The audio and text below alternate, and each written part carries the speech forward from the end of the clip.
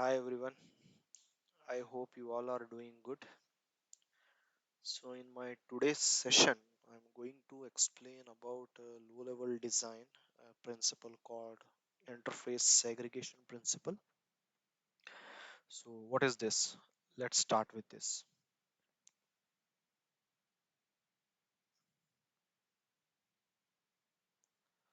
So, as per Wikipedia, in the field of software engineering, the interface segregation principle states that no code should be forced to depend on methods it does not use.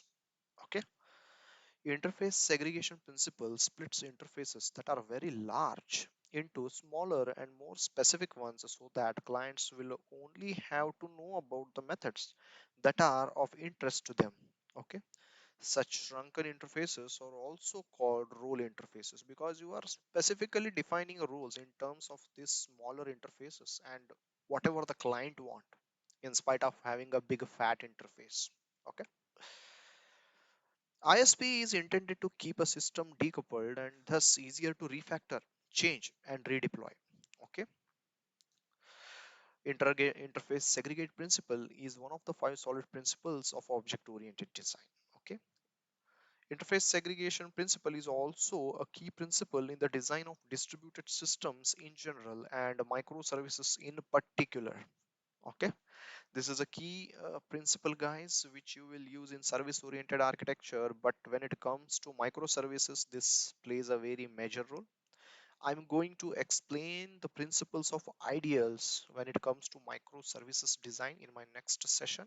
But yes, ISP is one of the six ideals principles which we use for microservices design.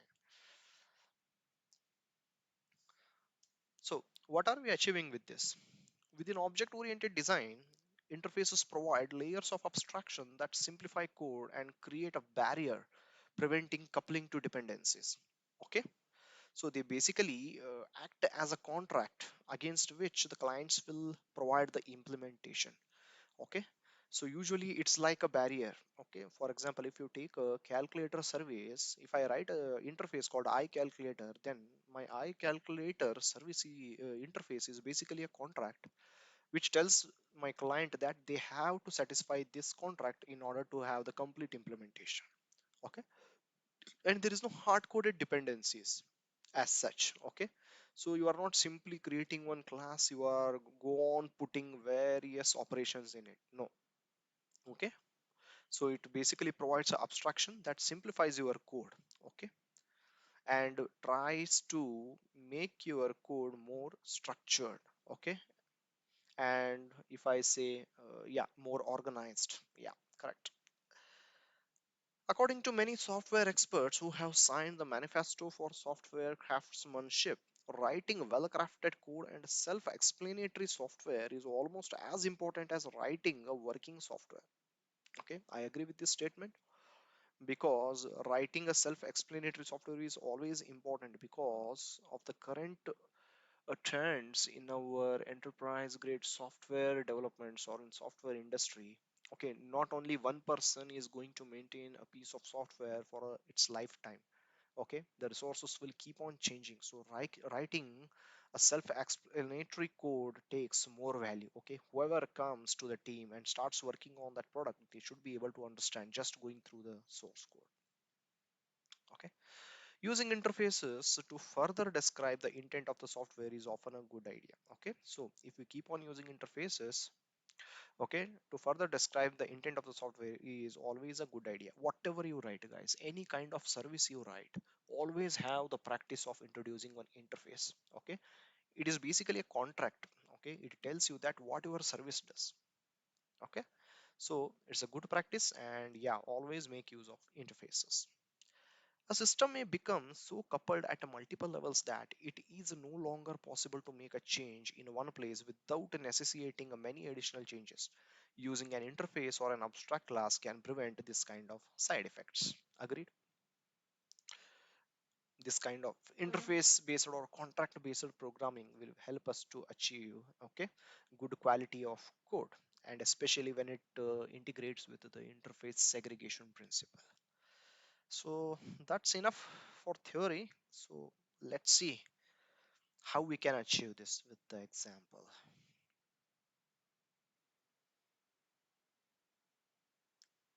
So assume that I'm a car manufacturer. Okay, I'm going through one example now, how we can apply the interface segregation principle basically. Okay, suppose I'm a car manufacturer. Okay, so what are the bare minimum features I'm going to introduce in most of my cars? Okay, all those things, or what are the necessary functionalities which are required my car, I'm going to abstract it out in one interface called iCar. So what are the number of wheels, top speed, the model ID, and the mileage which that car can give. Okay, and when it comes to operations, yes, I can start the car, I can stop the car, I can get the number of airbags, I can put a car in cruise control, I can apply hill assist brakes. Okay, I can activate 360-degree parking assistance system. I can apply handbrake. I can start the smart screen infotainment system, start the navigation system, put the drive mode to automatic transmission. At the first glance, okay, it's very obvious that yes, most of the cars provide these all features. But if you go through the product hierarchies or the product categories when it comes to car, not all car will provide you the feature of cruise control. Not all car models will provide you the automatic transmission. Okay, they have various category of products. For the same product they have various categories. Okay, if you take the example of Maruti in India, who manufactures, okay, a lot of models, and they are number one in India. Okay, so if you take an example of their Swift car itself, okay, they have various versions, like it starts with VXI, VXI plus, ZXI, ZXI plus, like that.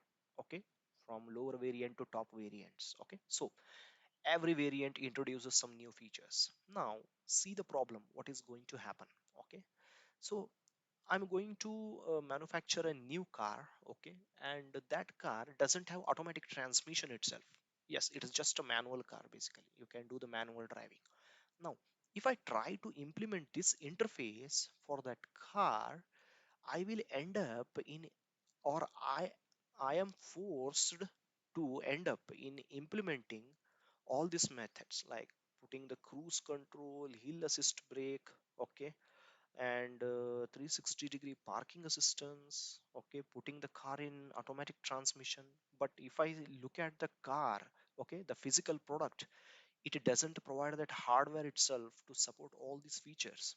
Okay, so basically I'm being forced to implement all these features which are not at all applicable to that car hardware or the car product itself, the machine itself, because it doesn't support that hardware. So as per the interface segregation principle, what it says is you should not force your clients to implement the methods or the functionalities which are not supported by them itself. So I hope you people understood the dilemma here or the issue here. So, how we can solve this problem now? Simple, guys. What I'm going to do is I'm going to create small interfaces, okay? Or you can say I'm going to segregate this functionality into multiple interfaces. Let me show you that. Yeah. So, what I did, if a car hardware supports automatic transmission, then what I'm doing, I'm basically putting the various functionalities or the features associated with automatic transmission into this interface. Apply hill, apply hill assist brake. Okay, activate 360-degree parking assistant, which is available in most of the time in higher variants. Okay, and then put the drive mode to automatic transmission. Okay, a trivial example, but it gives a clear picture for us. Okay, guys. Again, in order for smart infotainment system, suppose the higher variant or top variant supports this, then yes, I will give the various operations like start the smart screen infotainment system, start the navigation system, because the machine supports this hardware and it makes sense to implement these features or interface contracts basically. And what I will do is basically the interface where I had all these things put into one place, okay, a fat big interface iCar. Simply I'm going to remove the things which are not the bare minimum needs. Okay, so let's remove this. Got. Okay, again, remove this.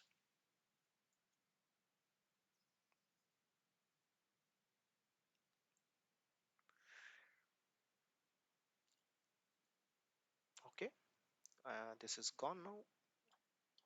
And what all I can remove? Yeah, apply handbrake. Handbrake is there. This is the necessary and mandatory feature in all the cars. So I will keep it, and I will remove the smart screen infotainment system and navigation system and automatic transmission also. So now if I see my interfaces, yes, if I want to manufacture a lower variant car, see, the bare minimum things what I need all are there in this iCar interface. That is starting the car, stopping the car, number of airbags, apply the handbrake. If I want to go with one more level of higher variant, then I will introduce the automatic transmission system, and there I will give apply hill assist brake, 360-degree parking assistance, put driving mode, automatic transmission. Okay.